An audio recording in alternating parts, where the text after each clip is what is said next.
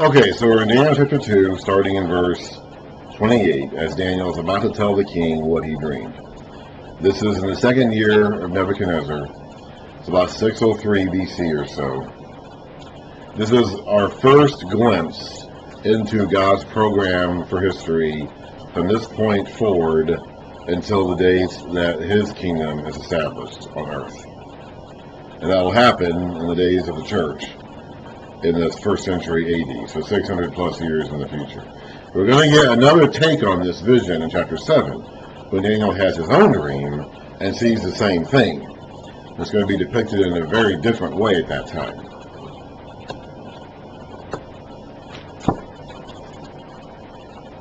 I always like envisioning this scene, because you have this king who's had a dream.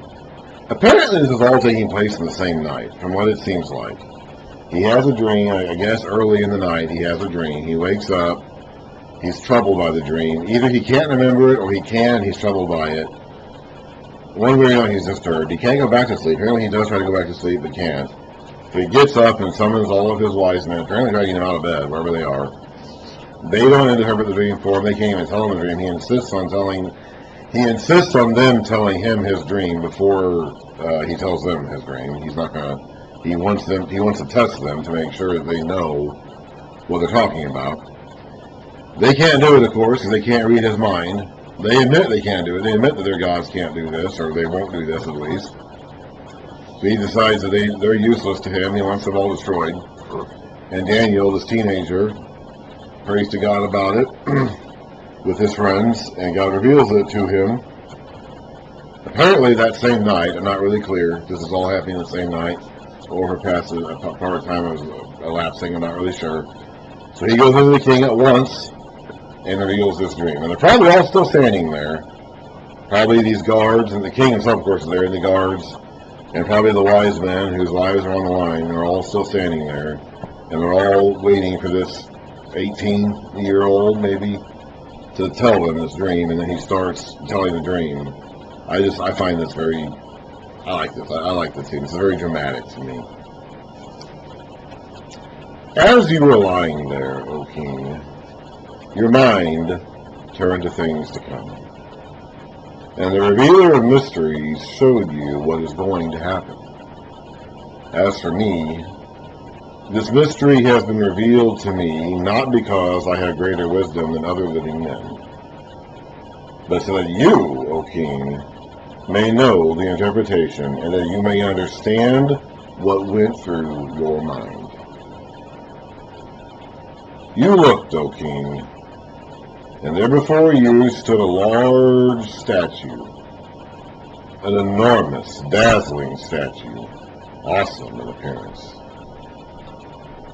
The head of the statue is made of pure gold, its chest and arms of silver, its belly and thighs of bronze, its legs of iron, its feet partly of iron and partly of baked clay. While you were watching, a rock was cut out, but not by human hands. It struck the statue on its feet of iron and clay and smashed them. Then the iron, the clay, the bronze, the silver, and the gold were broken to pieces at the same time and became like chaff on a threshing floor in the summer. The wind swept them away without leaving a trace. But the rock that struck the statue became a huge mountain and filled the whole earth. That was the dream. So that's it. That was Nebuchadnezzar's dream.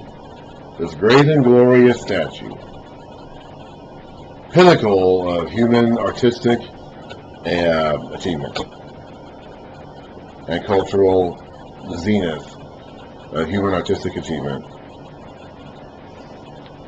ultimately smashed to bits by a rock that came from nowhere, came from not cut by human hands, that grew and filled the whole earth. And the kingdom's statue that it smashed The pieces and crumbs of it were blown away and were not to be seen again.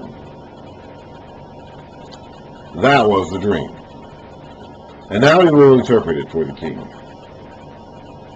So we don't have to guess what this dream means, by the way. Daniel himself is going to tell us, okay?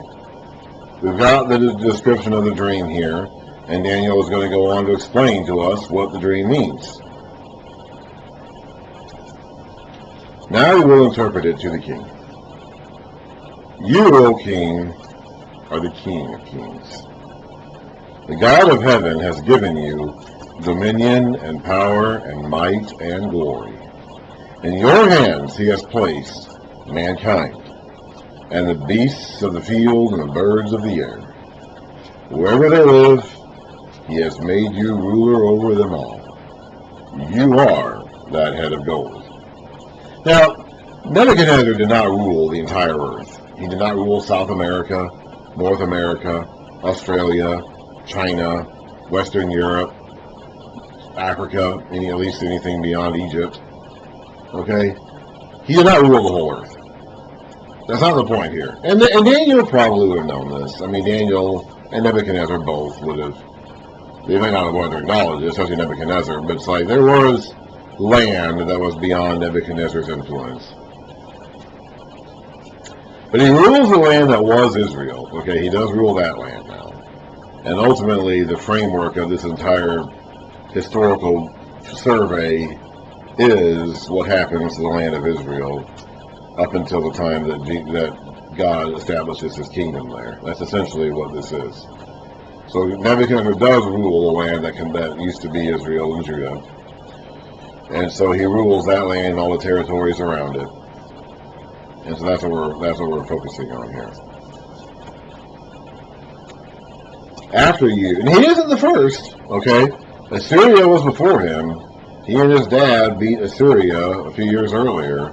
Yeah, at this point in time, that would have only been about 10 years ago when they conquered Assyria. You know, for 100 years before that, Assyria conquered and was in charge of Babylon. So he's not the first. And as we'll see here as we go through this, he's not going to be the last either. After you, another kingdom will arise, inferior to yours. That's why it's silver. He's gold.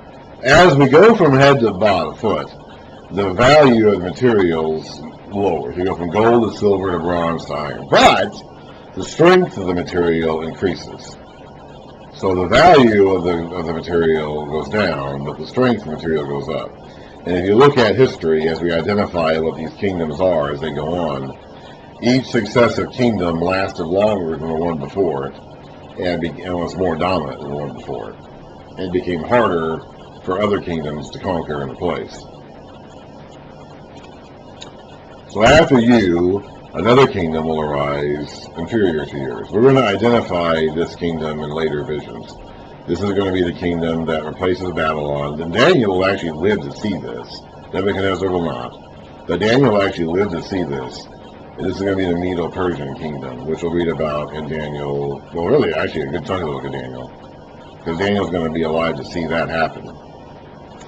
Next, a third kingdom, one of bronze, will rule over the whole earth. This is Greece. This is going to be the kingdom that ultimately replaces Persia as the dominant empire. And you'll notice, as we go, each of these kingdoms defeats the previous one and incorporates all of its territory plus its own territory. So as we go, these kingdoms get bigger and bigger and tougher and tougher. That's why we go from the head of gold down to the legs and feet of clay. On the other hand, they get harder and harder to rule, absolutely, like Nebuchadnezzar can do. Nebuchadnezzar is an absolute despot, as we read about here, as we've already seen him demonstrate, and as we'll read about again, who has complete control over everything. Later kings will not have complete control over everything because the kingdoms are just going to get so big it's impossible. Cyrus, the guy who is in charge of the kingdom that replaces Babylon, ends up appointing governors to rule Babylon in his stead. He ends up going back to Ecbatana in Persia and living there, but he leaves someone in charge of Babylon for him. And as we read about, that kingdom's laws are more important than the king himself. In this kingdom, Babylon, the king is the thing. The law is whatever the king says. at any given time. In the kingdom to come, the one after this one, the law is the most important thing, and even the king is subject to it. So the value of the metals diminishes as we go from head to foot, from gold to clay, or to iron. The clay is something different, because the strength of the actual individual despots diminishes, but the strength of the kingdoms increases, and their size and the scope of their dominion. Babylon defeated Assyria. We'll just start with Assyria, which has already been defeated by Nebuchadnezzar and his father at this point. Assyria ruled over their territory. They went as far as the Mediterranean Sea. They defeated Israel. Never actually got down to Judah. I mean, they got into Judah, but they didn't conquer it, although they did force the kings of Judah to pay tribute to them. Then Babylon comes, and they control Babylon too for 100 years. And then Babylon comes and defeats Assyria. Then 100 years later, Persia comes from the east of Babylon and conquers all the Babylonian Empire, and eventually tries to get into Greece and fights Greece for a couple hundred years. That eventually angers Greece enough to the point, and that's of course Greece is west, that's over the Mediterranean Sea. Eventually they poke Greece so much that Greece decides to take the fight to them, and they conquer Persia. So they extend their empire from Greece all the way to Persia. And then a couple hundred years after that, the Romans, which are farther west than Greece, take over all the Grecian Empire. So each of these kingdoms conquers the previous one and absorbs all of its territory, plus and adds that to its own, the territory it already has. So these kingdoms get bigger and stronger as they go, but the absolute authority of each individual king gets weaker. By default, because no one person can rule such a large territory by absolute monarchy, absolute despotism. We'll find these kingdoms identified. Now here in Daniel 2, we don't go into a whole lot of detail about them, but we do cover these kingdoms in detail later in the book of Daniel. So we don't have to guess what these kingdoms are. We know what they are. Daniel himself will tell us what they are later on.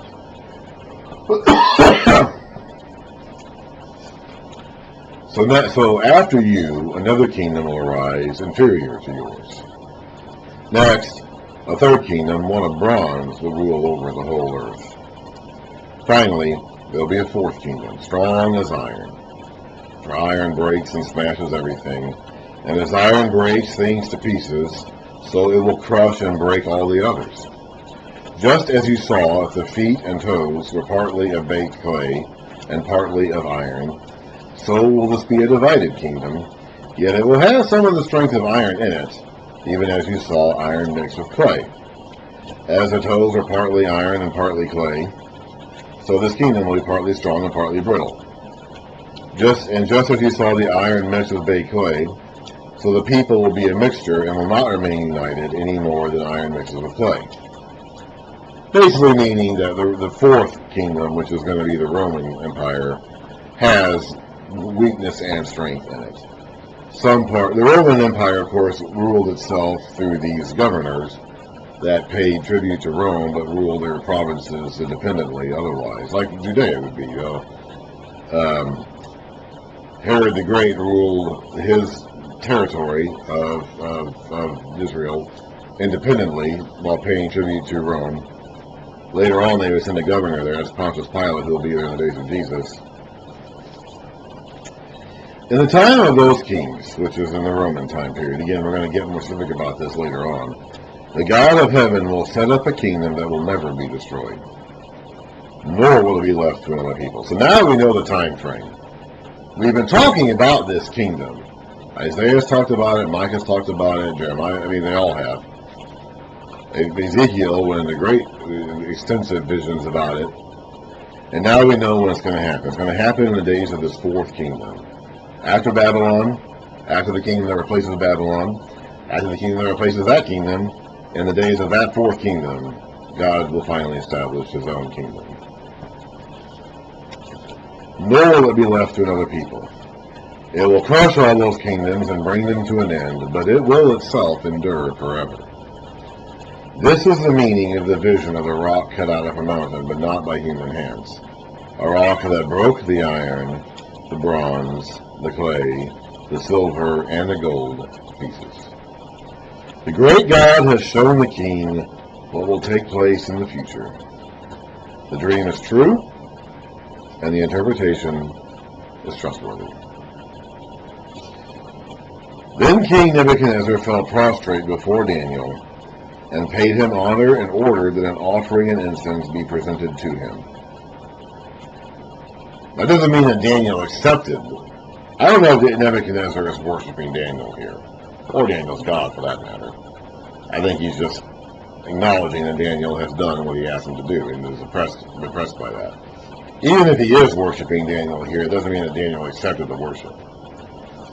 The king said to Daniel, "Surely your God is the God of gods and the Lord of kings and a revealer of mysteries, for you are able to reveal this mystery." Then the king placed Daniel in a high position and lavished many gifts on him.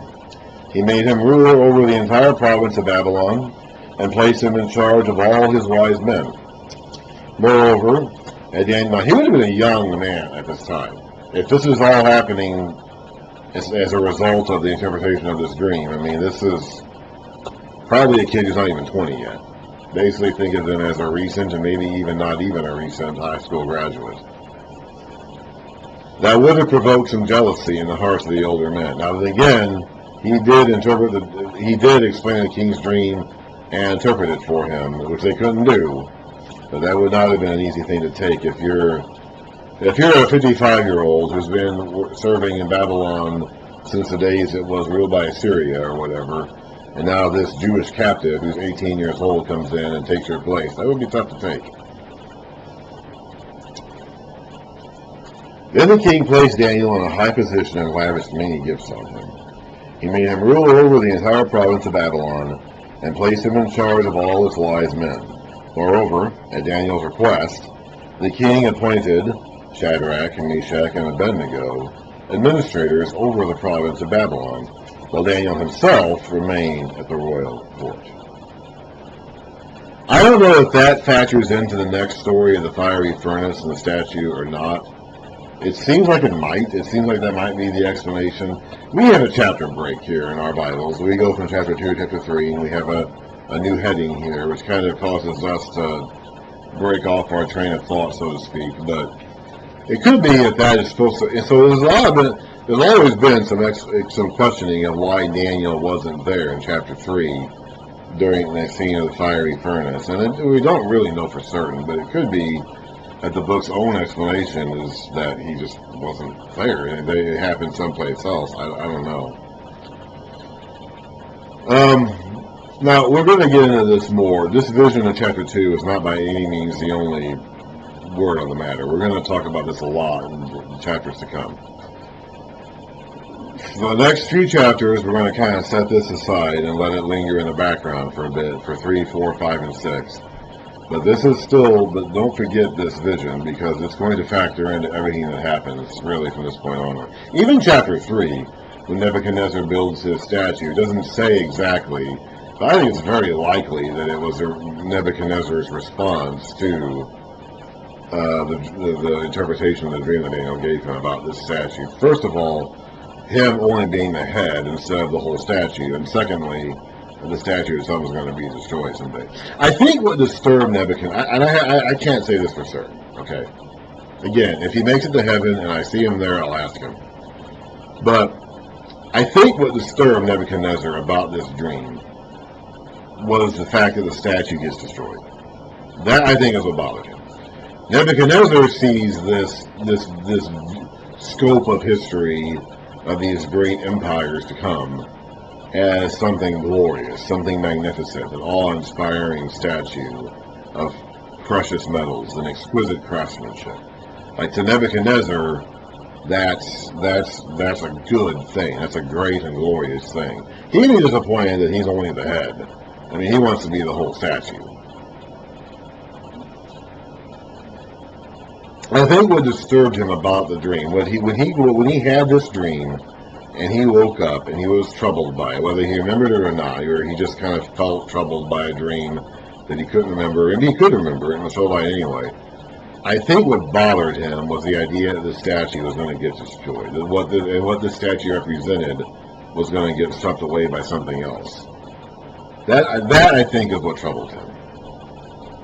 I think what happened afterwards, after Daniel gave him the interpretation of it, is I think he thought about it for a while and figured that what bothered him the most about it from Daniel's interpretation is that he's only the head. Okay? Daniel tells him that he's the head of gold, but everything else is something else. After his kingdom is going to be these other kingdoms. So I think that after he heard the dream and thought about it, the interpretation, and thought about it for a while, it began to bother him that he was only the head of gold and not the whole statue. I think what bothered him about the dream from the beginning, when he didn't know what it was, he was just troubled, he didn't know why, was that he was bothered by the implications that this statue and what it represents are going to be destroyed. So I think in chapter 3, when he builds the statue, maybe of himself or maybe of his God, I'm not really clear, it doesn't say, he's probably trying to assert his control over the situation. Either he's saying that no, the statue is not going to be replaced and destroyed, or I am the entire statue, I'm not just the head. And I think it would have taken a little while for him to get to that point. I don't think he would have immediately gone from chapter 2 to chapter 3. I think he would have thought about it for a while, he would have mulled over it, contemplated it, thought about it, and then thought, you know what, I want to make myself the statue. I don't want to just be the head, I want to be the whole statue, and I'm not going to let the statue be destroyed. That's my take on it. I can't prove that. Okay, that's just my take on it. But that's what it seems like to me. So, my voice is going. I actually, my brother Adam is going to be coming here later this evening, and I'm going to spend my evening talking with him. So I have to preserve my voice, and I have been speaking for 2.5 hours already. I wanted to get through chapter 6 of Daniel, but I'm just not going to be able to do it today. So I'll have to get through chapter 3 again sometime later this week, because this is as far as I can go for one day.